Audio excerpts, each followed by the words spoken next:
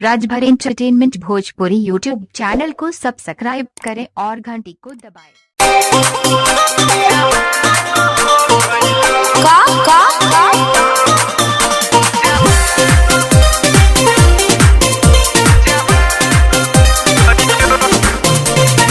Music by master डुडुनो। देखी के बॉडी के सुधराई गोइल बनी हम तुहने भुलाई। चल हट पागल। देखी के बॉडी के सुधराई गोइल बनी हम तुहने भुलाई। एक नंबर के अब तो गोरी समान हो गई। ज्यादा मत बोला। माँ कसम जवान हो गई।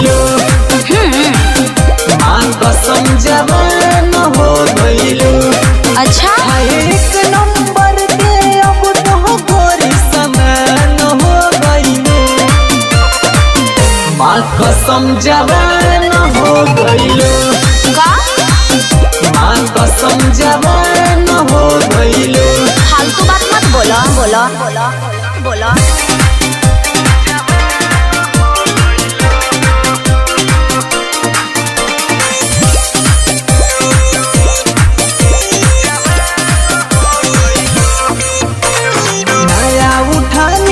चढ़ल जवानी कपट पचुए जवानी के पानी।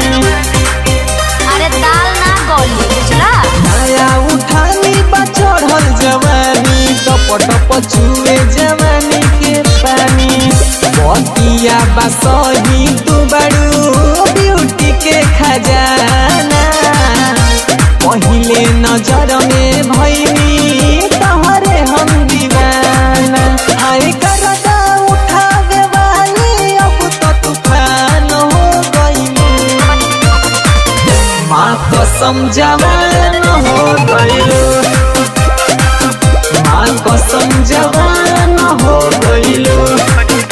एक नंबर के अब तो गोरी समान हो गई। माँ कसम जवान हो गई। चल हट पागल। माँ कसम जवान हो गई। देखो ज्यादा पीछे मत पड़ो।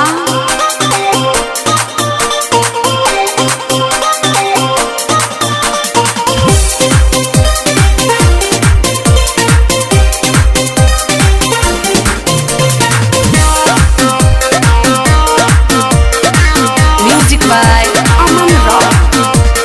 मारे करो वही तू जलवा देखा के। पहले मुँह लिपस्टिक लगा के।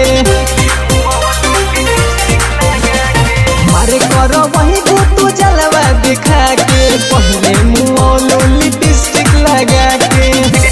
राजा राजेश के जो ऐसे तड़पैबू। पहले दिनेश बतिया बड़ी पछतैबू। जीवन भर साथ निभाई है रमेश के जान हो गई। ज्यादा मत बोला। माँ कसम जवान हो गई। का माँ कसम जवान हो गई। एक नंबर के अब तो गोरी समान हो गई। माँ कसम जवान हो गई।